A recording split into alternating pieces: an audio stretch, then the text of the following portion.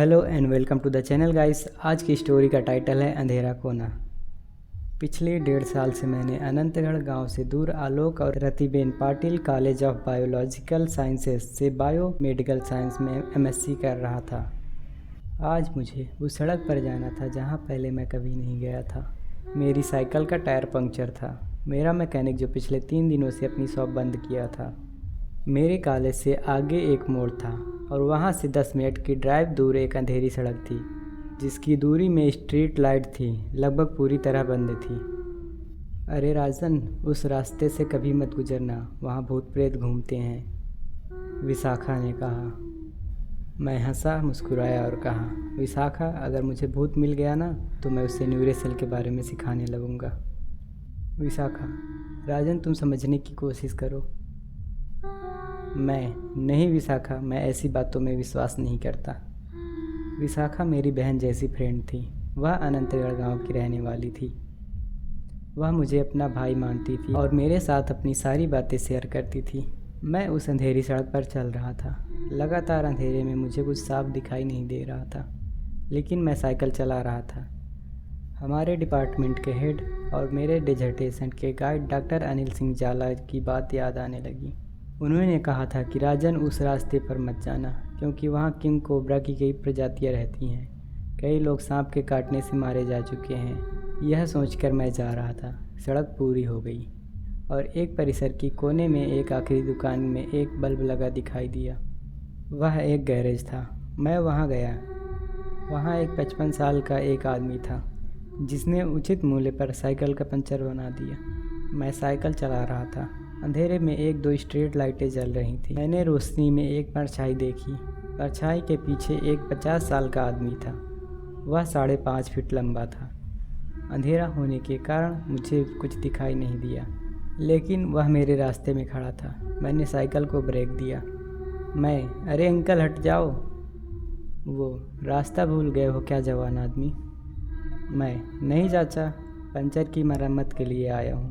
वो, ठीक है, मुझे लगा कि आप रास्ता भटक गए हो क्योंकि इस सड़क पर कोई नहीं आता है। चाचा एक सवाल पूछूं? वो, हाँ पूछो। इस सड़क पर कोई क्यों नहीं आता जाता है? इस सड़क के लिए हमेशा अफवाहें क्यों फैलाई जाती हैं? वो, कौन जानता है कि वह कौन है? मैं इतना जानता हूँ कि इस क्षेत्र में तस्करी होती है। जानवरों के नाखून और त्वचा की तस्करी होती है, इसलिए यहाँ ऐसी अफवाहें फैलाई जाती हैं। मुझे और कुछ नहीं पता। इतना कहकर वो आगे चले गए। मैं भी आगे बढ़ गया। कैसे हैं सब? इतनी छोटी सी बात से डरते थे। असल चीज़ है तस्करी। कई जगह इसी तरह बदनाम किया जा रहा है कि वहाँ अवैध गतिविधियाँ हो सकती हैं। मेरे दिमाग में ऐसे विचार चल रहे थे। मुझे गर्व था कि मैं पहला व्यक्ति था जो बिना किसी नुकसान के हॉस्टल में वापस आया। अब मेरे मन में जेम्स बॉन्ड बनने का और इन तस्करों को पकड़ने का विचार आने लगा। इस तरह दिन का अंत हुआ। अगले दिन कॉलेज में ब्रेक टाइम पर हमारा ग्रुप कॉलेज के बगल में लालो मारवाड़ी की स्नैक शॉप पर बैठा था, जिसे हम कैंटीन भी कहते थे। मैं, इमरान, भावेश, विशाखा, नीलेश, तावड़े, भूमि, आरती के सामने मैं घमंडपूर्वक बता रहा था कि कैसे मैंने सफलतापूर्वक उस रास्ते को पार किया। सब मुझे आश्चर्य से देख रहे थे। अंत में मैंने अपने नाश्ते का बिल भरने के लिए लाला भाई के पास गया। लाला भाई 32-35 साल के थे और मेरे दोस्त की तरह थे। उनके साथ मेरे बहुत अच्छे संबंध थे। फिर मैंने उनसे उस अंधेरी सड़क के बारे में पूछना शुरू किया। उस सड़क के बारे में आपका क्या कहना है? लाला भाई साहब कहते हैं कि इंसान का भूत होता है। मैं मजाक में, अच्छा किसका भूत? लाला भाई, वहाँ 50-55 साल के एक आदमी का भूत रहता है। मेरे कान धीरे धीरे ऊपर हो रहे थे। मैं उन्हें बहुत उत्साह से सुन रहा था। लाला भाई वो बार बार एक ही वाक्य कहते थे। क्या? कौन सा वाक्य? लाला भाई, कौन जानता है कि वह कौन है? मैं लाला भाई की बात सुन रहा था। मुझे यह स्पष्ट हो गया कि मेरा एक अजनबी के साथ डरावना अनुभव था जिससे मैं मिला था। मैं पैसे देकर गैरेज वाले हरमीत सिंह के पास गया, जो पिछले 3 दिनों से बंद था। वह आज खुला था। उसके पास जाकर मैंने उसे बताया कि मुझे कैसा अनुभव हुआ। मेरी बात सुनकर वह भी हतप्रभ हो गया। जब मैं और हरमीत बात कर रहे थे तब वहाँ एक दूसरा व्यक्ति भी मौजूद था और वह राजकुमार उर्फ राज था। वह हमारे कॉलेज का बायोकेमिस्ट्री का छात्र था। वो बहुत घमंडी था। वो हमेशा उससे जो कहा जाए उसका उल्टा ही करता था। हमारी बातें सुनकर उसने तय किया कि वह भी उस जगह पर जाएगा और वहाँ जाकर ओपन चैलेंज करेगा। जब कोई नहीं आएगा उधर तो मोबाइल में शूटिंग करके वापस आएगा। उसकी योजना के अनुसार 2 दिन बाद रात को वो धीरे धीरे उस रास्ते पर जाने लगा। धीरे धीरे वह सड़क की ओर चल रहा था। सड़क बहुत डरावनी लग रही थी। सड़क की रोशनी भी नहीं थी। यह सड़क लगभग 10 मिनट के अंदर तक थी। वह थोड़ा आगे चला फिर रुक गया। अपनी कमीज़ के बाएं हिस्से को उठाकर कमर पर हाथ रखकर वह बोलने लगा, क्या कोई भूत है? मेरे खिलाफ आओ, देखो कौन है। मैं विज्ञान का छात्र हूँ, मुझे ऐसी बकवास पर विश्वास नहीं है। चलो मैं भी देखता हूँ कौन आता है। राज ने सोचा कि कोई आदमी होगा और उसकी खुली चुनौती उसके खिलाफ आएगी, लेकिन ऐसा नहीं हुआ। कोई नहीं आया। जब कोई नहीं आया तो उसने अपने मोबाइल में नाइट मोड में शूटिंग करना शुरू कर दी और कुछ शूटिंग की। अब सवाल यह था कि उसके मोबाइल में नेटवर्क नहीं था, इसलिए वह इंटरनेट का उपयोग नहीं कर सकता था। इसलिए उसे अपने मोबाइल में सड़क नहीं दिख रही थी।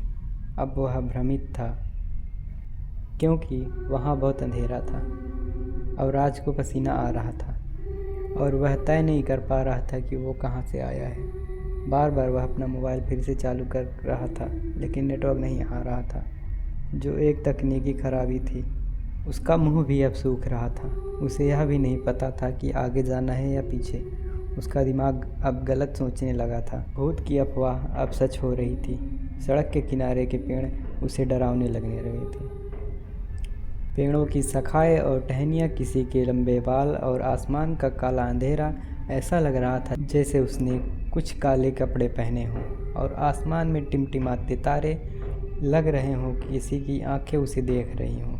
निराश होकर राज ज़मीन पर बैठ गया। अब उसके पास सुबह होने का इंतज़ार करने के अलावा कोई चारा नहीं था। अब सवाल था कि सुबह कोई आएगा या नहीं। राज घमंडी था पर बड़ा वीर था। उसने हिम्मत जुटाई और सड़क पर चल दिया। थोड़ा चलते ही उसे कुछ दिखा। आगे एक स्ट्रीट लाइट थी जहां उसे एक साया दिखा। उस साये के 5.5 फीट पीछे एक आदमी था। वह 50 से 55 साल का लग रहा था और गंभीरता थी उसके मुंह पर। और वो बोला, रास्ता भटक गए हो नौजवान? राज झिझकते हुए, हाँ वो कोई बात नहीं, तुम्हें रास्ता दिखाता हूँ, मेरे साथ आओ। राज ने थोड़ी हिम्मत जुटाई और अजनबी का पीछा करने लगा। 5 मिनट बाद ही राज को अपने इलाके की स्ट्रीट लाइटें दिखीं। उसकी जान में जान आई। राज ने हिम्मत जुटाई और उससे पूछा, राज तुम कौन हो? क्या तुम यहाँ रहते हो? इस क्षेत्र के बारे में झूठी अफवाहें क्यों हैं?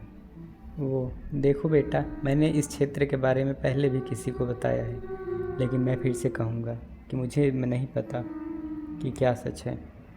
मैं 54 साल का हूँ। डॉक्टर ने मुझे पक्षाघात के प्रभाव के कारण चलने के लिए कहा है, इसलिए मैं यहाँ चल रहा हूँ। रात को यहाँ जानवरों की तस्करी होती है, इसलिए यहाँ ऐसी अफवाहें फैलाई जाती हैं ताकि कोई यहाँ आ ना सके। अच्छा अब तुम जाओ, अगर कोई तुम्हें देख लेगा तो तुम मुसीबत में पड़ जाओगे। राज, बहुत बहुत धन्यवाद, लेकिन हाँ अपना नाम तो बताएं। वो, कौन जानता है कि वह कौन है? इतना कहकर वह आदमी पलक झपकते ही गायब हो गया। राज एक अनजाने रास्ते से वापस आया। वह चारों ओर देख रहा था। यह सीमेंट के एक छोटे से ढेर की तरह लग रहा था। वह याद करने की कोशिश कर रहा था कि उसके पूरे परिसर में यह जगह कहाँ से आई थी। ऐसा करने के बजाय वह सकुशल अपने कमरे में पहुँच गया। अगली सुबह वह हरमीत सिंह के पास गया और उससे वह जगह के बारे में पूछने लगा कि ऐसी जगह कहाँ है जहाँ सिर्फ मिट्टी का ढेर हो और सीमेंट की तख्ती हो। हरमीत ने बातें सुनकर उसे वह जगह दिखाई और राज वहाँ गया। वह सीन देखकर पसीने से तरबतर हो गया। कई साल पुराना लग रहा वो एक कब्रिस्तान था जो पीछे के रास्ते से बंद था और उसका पैर एक अखबार के पेज पर जा पड़ा। जो 25 साल पुराना था, जिसमें लिखा था कि एक 54 वर्षीय तस्कर की हत्या, जिसे पिछले कुछ दिनों से लकवा था, 30 साल से तस्करी कर रहा था, लेकिन उसने लकवा के कारण तस्करी बंद कर दी थी। राज की आंखें बाहर आ गई। वह उस आदमी का वाक्य याद कर रहा था, कौन जानता है कि वह कौन है।